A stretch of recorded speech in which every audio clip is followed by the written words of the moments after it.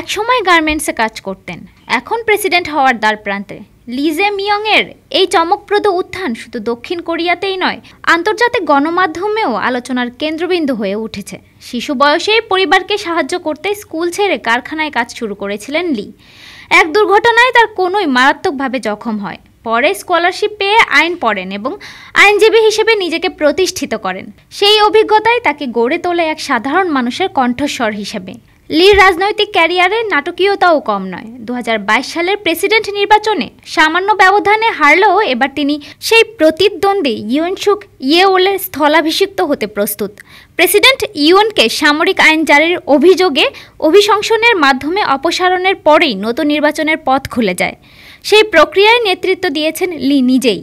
2024 সালে এক সমাবেশে এক হামলাকারী তার গলায় ছুরি চালায়। হামলার উদ্দেশ্য ছিল তাকে হত্যা করে প্রেসিডেন্ট হওয়ার পথ বন্ধ করা। তবে বেঁচে ফিরে লি আবারও জনসমর্থনে জেগে উঠেছেন।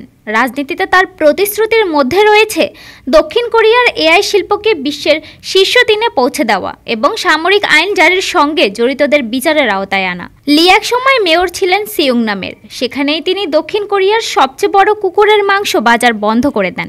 এরপর গিয়ংগি প্রদেশের গভর্নর হিসেবেও সফলভাবে দায়িত্ব পালন করেন।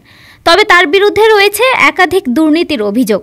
একটি রিয়েল এস্টেট প্রকল্পে অনিয়ম এবং নির্বাচনী আইনের তথ্য গোপনের মামলায় এখনও চলছে আইনি লড়াই, যদিও তিনি এসব অভিযোগকে রাজনৈতিক উদ্দেশ্যপ্রণীত বলে দাবি করেছেন।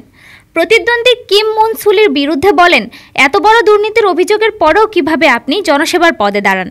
লি অবশ্য নির্লিপ্ত। তার ভাষায় তিনি জানেন, ঠান্ডা রুমে বসে রাস্তায় কাঁপতে থাকা মানুষদের কথা ভাবা যায়, কিন্তু তাদের কষ্ট সত্যিকার অর্থে বুঝতে হলে নিজেও একসময় সেখানে থাকতে হয়। আর সে কারণেই দক্ষিণ কোরিয়ার অনেকেই মনে করছেন গার্মেন্টস কর্মী লি হতে পারেন তাদের পরবর্তী রাষ্ট্রপ্রধান। ডেস্ক রিপোর্ট, আজ বার্তা।